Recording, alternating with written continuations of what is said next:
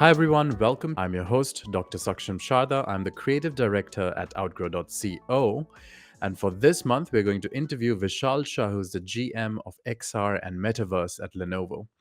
Thanks for joining us, Vishal. Hey, Saksham, thank you very much, and I really appreciate being on your podcast. A big fan of what you do and what you do for the tech industry in general. So thank you very much for having me. All right, so Vishal, we're going to start with a rapid fire round just to break the ice. You get 3 passes. In case you don't want to answer the question, you can just say pass, but try to keep your answers to one word or one sentence only, okay? Absolutely, looking forward to it. All right, so the first one is, at what age do you want to retire? Never. How long does it take you to get ready in the mornings? 15 minutes. Most embarrassing moment of your life? My kids should answer that, not me, because that happens almost every day. Favorite color? I would say blue. What time of day are you most inspired? I start my days early, 5 a.m., How many hours of sleep can you survive on? probably around five hours a day. Fill in the blank. An upcoming technology trend is blank. I would say XR plus AI is the next gen of computing. All right, the city in which the best kiss of your life happened. I would have to say Hawaii. I would say Maui. How do you relax? Going on hikes. How many cups of coffee do you drink per day? Too many. A habit of yours that you hate. I would say Netflix binging on the weekends. That's good. The most valuable skill you've learned in life. Being resilient and always being resilient, I would say. Okay. The biggest mistake of your career. Not taking risks early on in my career. Your favorite Netflix show. I would have to say Stranger Things. One word description of your leadership style. Inclusive and always sharing and being a constant communicator. Top priority in your daily schedule. Meeting customer commitments and making sure that my team is heard and taken care of. Ideal vacation spot for relaxation. Anywhere close to the beach. And the last one is key factor for maintaining a work life balance. Prioritize family and friends. Okay, one bonus one then. What is one advice you would give job seekers in the current market? Use your network. That's the most important thing. All right, so that's the end of the rapid fire. Is there any rapid fire question you want to elaborate on more, or you think you're good? I think we're good.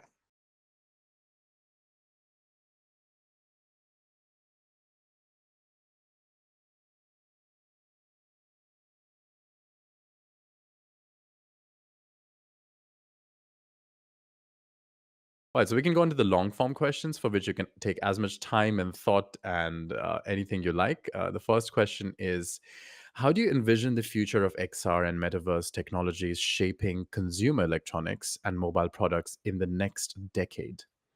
Yeah, so I think reality we are focused largely on the enterprise side of things. We're working with large enterprise customers to help with worker safety, with training and development, with collaboration. But when it comes to the consumer side, we're already seeing a foray right now into gaming as well as AI-based, augmented reality glasses that help you in your daily life. So whether it's consumer or enterprise, we feel that the overall market, as the technology evolves, as chipsets get more efficient, will obviously make these devices more palatable. You're going to be able to wear them just like my glasses right now for much longer periods of time. We're going to see the same evolution happen in the VR glasses as well as we move to mixed reality, right? But in terms of traction and ROI, we are seeing a lot of that happen more on the enterprise side first, in terms of very tangible ROI that our enterprise customers are getting, B2B, and then eventually B2B2C as well. And are there any potential challenges or obstacles that these technologies may encounter in becoming mainstream components of consumer electronics or just mainstream in general? Yeah, I think just like any technology curve, right? It's about the solutions, it's about the content, and then it's about eventually the hardware getting to a point where you can actually wear these devices for long periods of time, right? So we've already seen huge jumps in the hardware as as we look at more and more of these new designs. If you look at our latest Think Reality VRX, we are using the pancake lenses, which reduces the thickness by almost one third. We have a lot more comfortable designs that lets these workers use these for 1 hour training sessions or any kind of remote assistance work. But a lot more needs to be done if these devices were to be used for entire shifts, for example, right, for an 8 hour shift or for a complete movie. They have to get a lot more efficient. They have to get a lot lighter, and the battery life has to improve significantly as well. And hardware is just one problem. It's also the killer use cases, whether it's on the enterprise side or the consumer side. I think it's going to be important that the focus on key outcomes on the enterprise side, especially around learning and development, collaboration, and the remote worker area, is going to be very important to make this technology scale.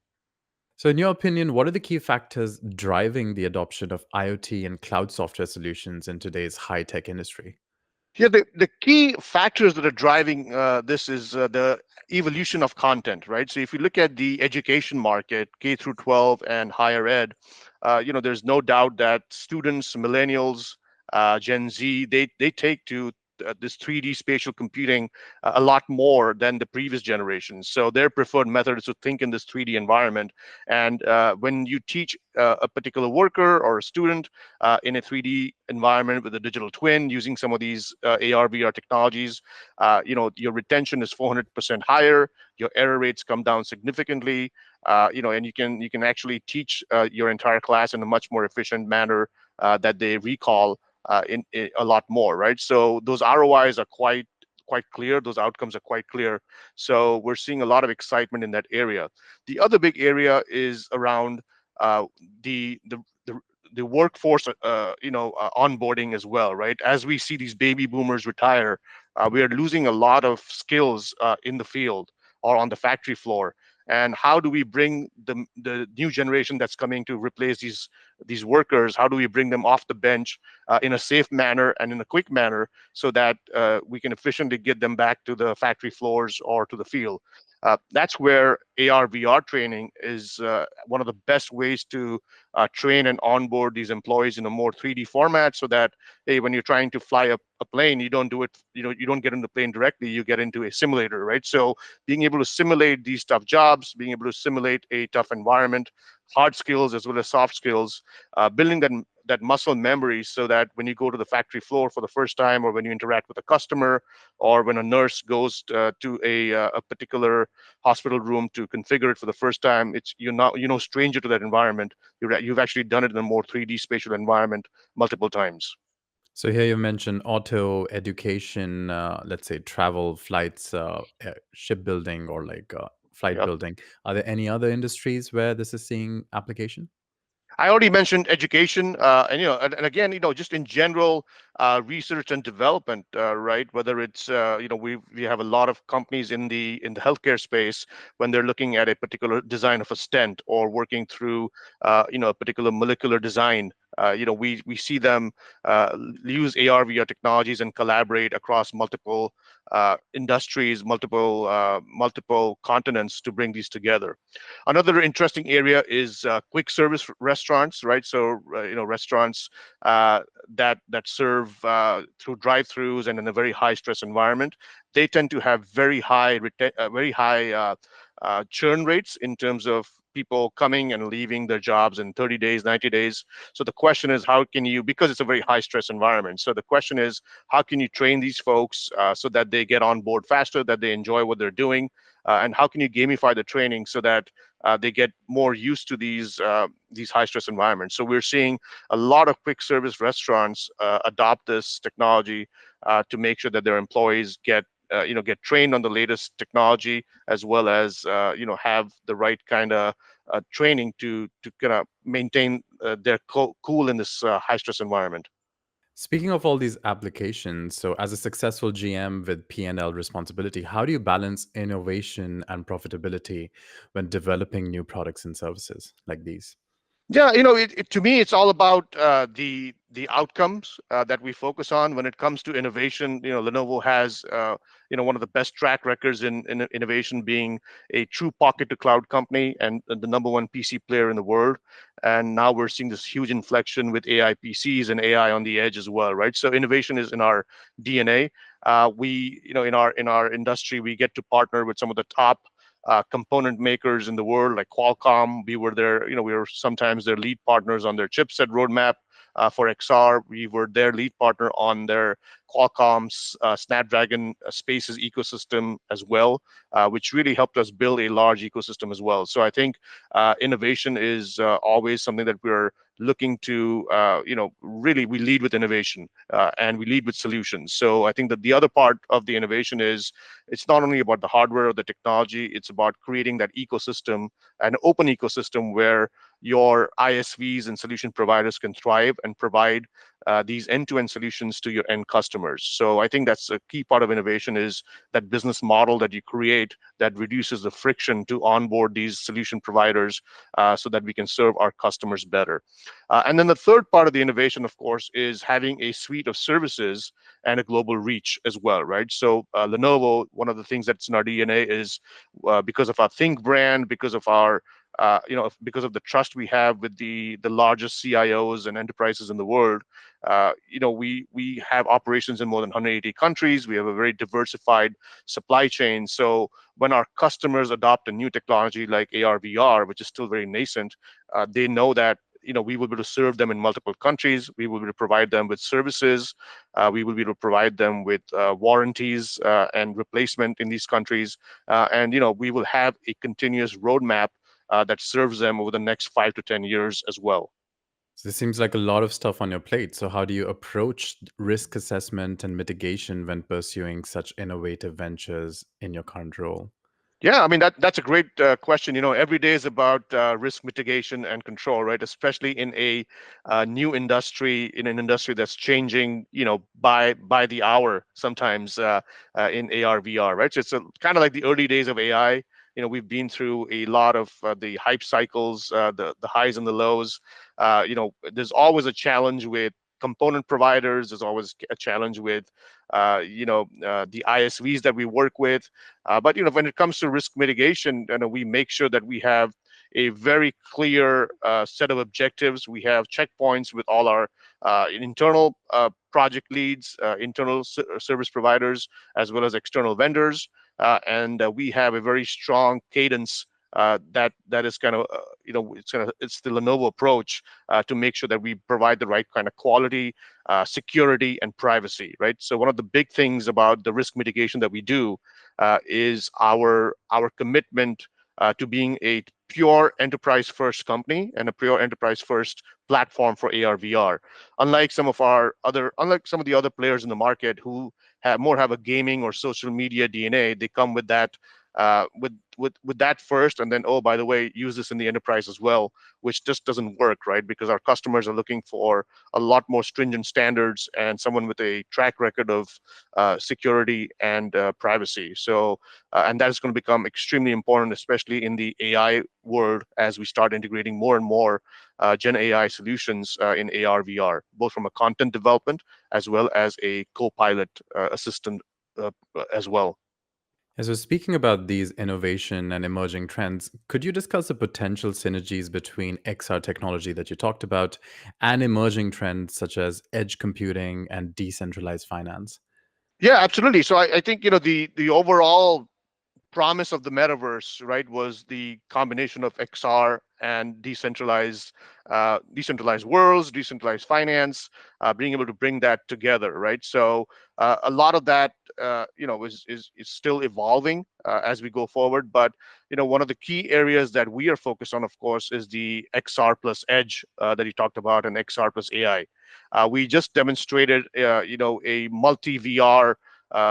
Solution at the NVIDIA conference, the GTC, where we demonstrated up to 4 VR headsets being powered of the same edge workstations, so that you can collaborate in a 3D format on different parts of the world, right? So we're already seeing that If you want to make these devices smaller, more and more of these digital twins will have to live on the edge and be delivered to your device on demand using a 5G low latency network.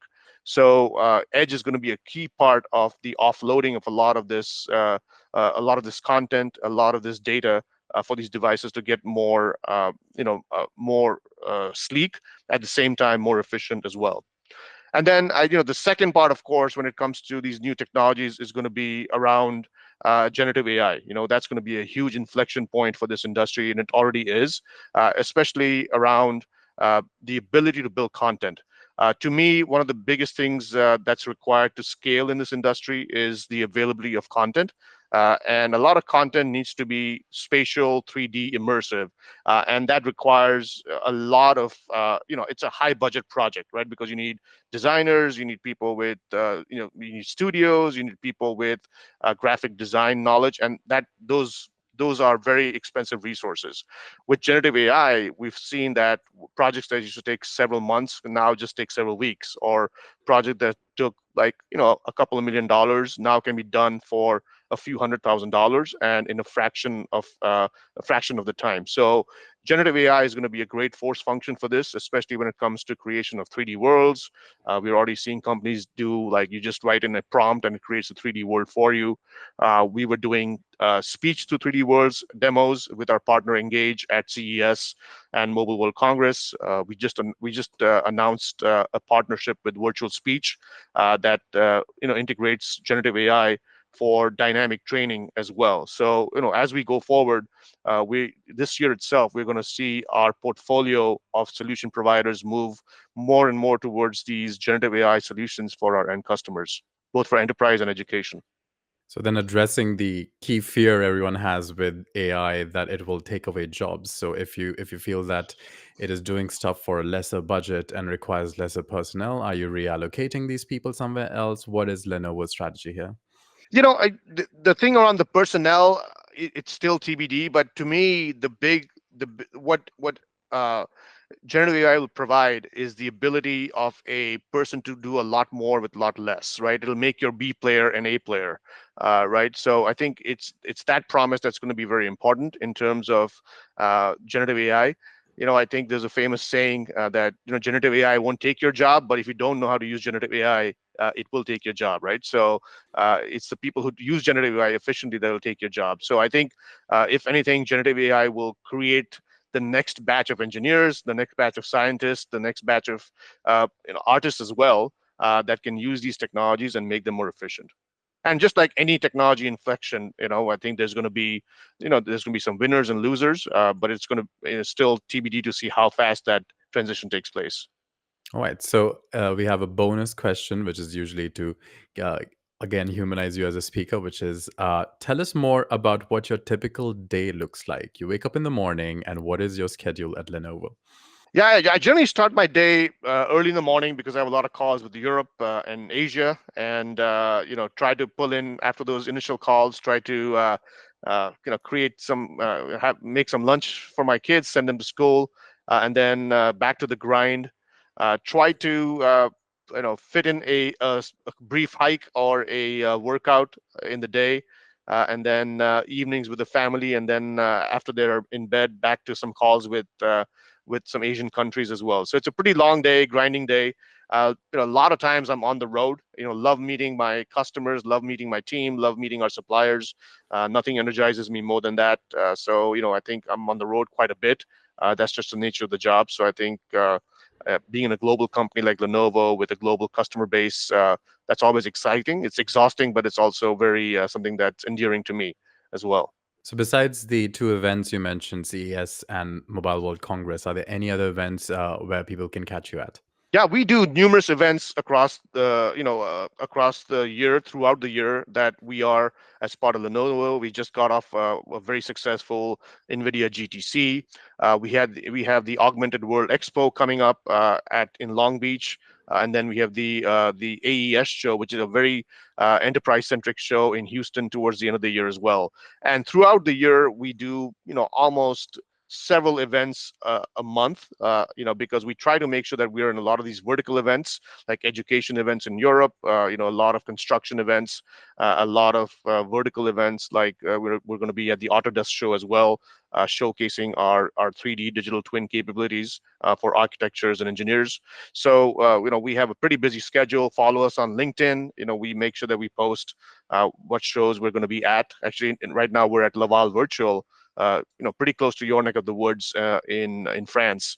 So Ah. it's we try to be with our ISVs. We try to invite our solution providers to be at our booth, or we go and support them in their booth as well. So that's part of the thing that we do as Lenovo, is we really evangelize our ISV ecosystem and make sure that they get the attention with our end customers as well. So, in all this hectic schedule, how do you approach product planning and roadmap development to ensure alignment with market trends and customer needs? Yeah, I mean, to me, that is central to the success of our organization, right? The product planning and aligning with our marketing team, the marketing research. So we've built a good team. We are on our fourth generation of products. What Think Reality right now, and we are the only company in the world that is successfully doing true 6DoF AR and VR headsets. The only enterprise company that's doing that. So we've actually developed a lot of internal skills, internal assets, internal IP that helps us be very lean, but at the same time be at the cutting edge of the market as well. So we have a lot of firsts in this market. Like, we were the first to be on the Snapdragon Spaces ecosystem, which really helped us have hundreds of ISVs that can now be on the Think Reality glasses. So innovation and the product development is a key part. The other part of product development and innovation is being having great partners and great partnerships. So we have great partnerships with companies like Qualcomm that help us stay on the cutting edge of the chipset platforms as well, right? We have great partnerships with our supply chain. We do the manufacturing ourselves at the Lenovo factory, which helps us really control nuances in the supply chain and make sure that there's no disruption.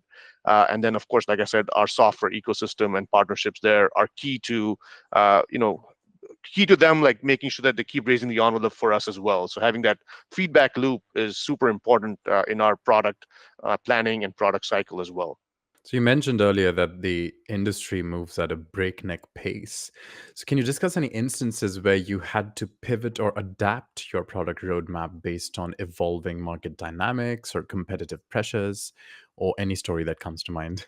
Yeah, I mean, I think one example would be, there was a lot of pressure for us to stay in for example, the 3DoF VR market, right? So, when we started doing some planning about 2 years ago, we said, hey, you know what? Do we still want to serve the low tier, still high volume 3DoF market, which is primarily like 3D videos, right? But we clearly saw the trend where a lot of the content development tools were quickly moving towards 6DoF and more interactive, immersive content as opposed to 3DoF, right? So we made with the decision to like serve that 6DoF end of the market, which is the mid tier to high tier end of the market, right? So I think we made that pivot. We decided to launch our own product, the Think Reality VRX. We made some choices to make sure that we have the best color pass through in the industry as well. So we were much ahead of our competition in terms of having really good quality pass through using two cameras. So we made those pivots and were able to launch a very successful product, which has gotten a lot of industry accolades and is now being used by a lot of different industry verticals, making that pivot as well. So, in all this, how do you prioritize and allocate resources effectively to support the development and launch of new products and services in these dynamic market environments? I mean, I think the most important thing is having a clear strategy, having a clear set of focus and priorities, and then simplifying your portfolio to the extent that you can, right? I think a lot of times you will find people trying to do too much and be too spread out. I think our strategy has been to focus on the enterprise and create an enterprise friendly device from the ground up, as opposed to being all things gaming or all things social media or all things consumer and trying to, and oh, by the way, use this in the enterprise space as well. So having that enterprise focus has helped us develop a product that is secure, that is trusted, that is comfortable for people to use, that has features like being able to change the faceplate because you want to use it across multiple employees in a particular day, right? So if you look at some of the other products in the market, it's the fitting, the sizing takes just way too long, right? But in our case, you got three shift workers using these devices at three different time points. How do you make it swappable? How do you make it wipeable? And how do you make it easy for them to adapt to it right away, right? So we make sure that it's very enterprise friendly and flexible as well. So making those trade-offs early, making that design changes early, and those design decisions is what is key to being successful. And then, like I said, having the right partners, making sure we have the right checkpoints with them, has been the key to our success. So there's a special question from our audience. What skills are most in demand in your industries and how can people acquire them? Job seekers acquire them.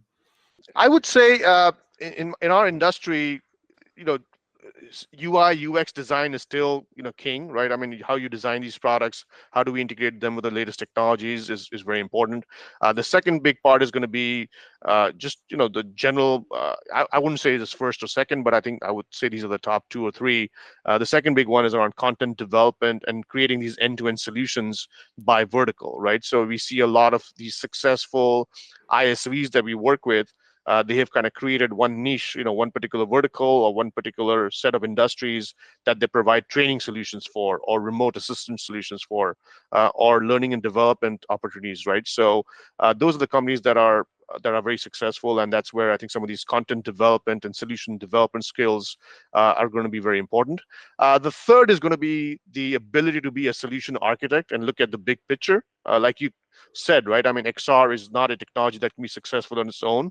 It's going to be connected to the edge. It's going to need a lot of generative AI on the device as well as off the device, on device as well as off device. How do you put these pieces together, right? So I think that's something that we do as technologists, that's we do as when we do plan our portfolio, is how do we bring all these partnerships together, being able to partner, being able to put this whole picture together with a variety of resources, with a variety of large scale platform providers is a key asset in this industry, or any new industry for that matter. Speaking of then the potential of XR, what are your thoughts on the potential of XR technologies to create new forms of digital art, entertainment, and social interaction? Oh, absolutely. I mean, it's going to be groundbreaking, right? I mean, we're already seeing people create virtual worlds, people interact in these virtual worlds, being able to design different content, multiple people being able to design content on platforms like Omniverse, using edge platforms. So the ability to create this content, being able to use controllers to create some of this content, being able to use multimodal input is going to be quite groundbreaking as well.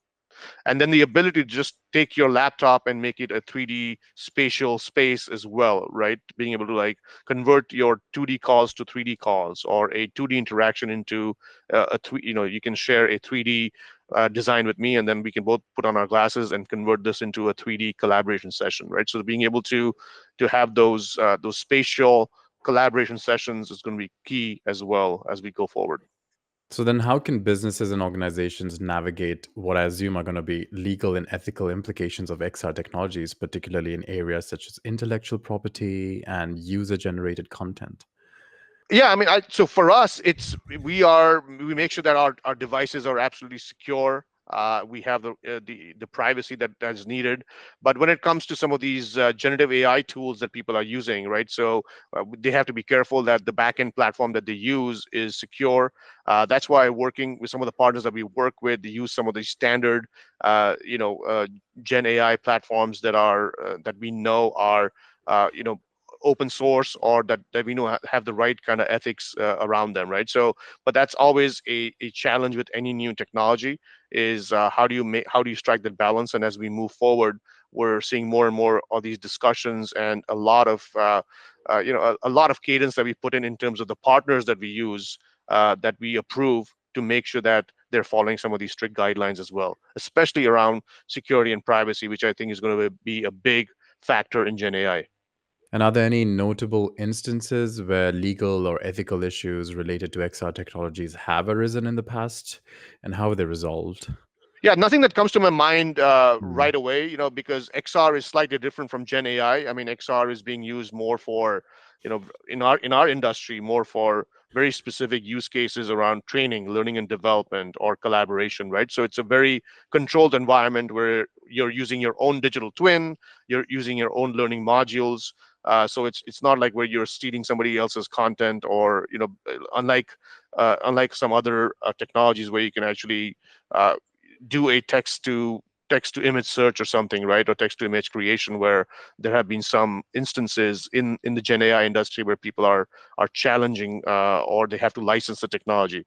So in our case too, if you wanted to do that, you would have the system provider or the solution provider would have to do that as well, right? Make sure that they're following these guidelines before they actually come on our platform. And how immersive do you think XR is going to get? Because what role do you believe haptic feedback and other sensory technologies will play in creating more and more immersive XR realistic experiences? Yeah, so I think from a visual perspective, XR is as immersive as it gets, right? We believe in true 6DoF XR, our VR device, our AR device. They don't pretend to be spatial devices. They're true spatial 360 devices. So that's one way we differentiate ourselves. Now, when it comes to multimodal input and multimodal experiences, like you talk about, like haptics and controllers and gestures and voice, we are open to all those technologies. We provide the right kind of sensors, the inside out cameras that will enable these. Actually, we were just talking to a ultrasound haptics provider yesterday. We did some ultrasound haptics demos at our CES as well, where you have a heart in front of you or an object in front of you, and you put your hands out and you can actually feel and interact with it when you move it, right? It actually gives you a feeling that you're touching something, or you can give somebody a high five. So those technologies already exist. Can they scale fast enough? That's the big question. Can you bring the prices down? So I think that will come around, but there's still a lot of work to be done in that area. And as the demand for these devices grow, I think you'll see them scale as well. In what areas would you see the application of this at present?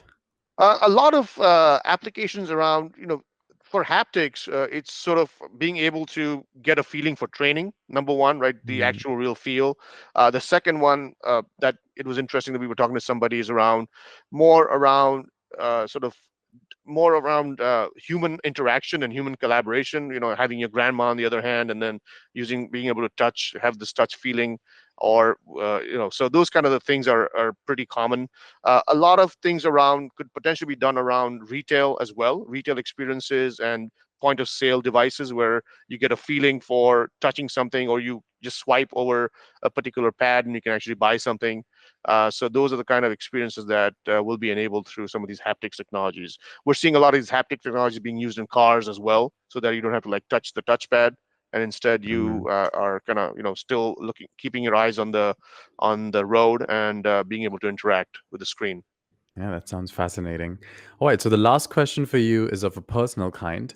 What would you be doing in your life if not this? Ooh, I would probably be a professional golfer. I missed that boat when I was when I had the chance in my early 20s. But yeah, that would be what that would be sort of the second dream job.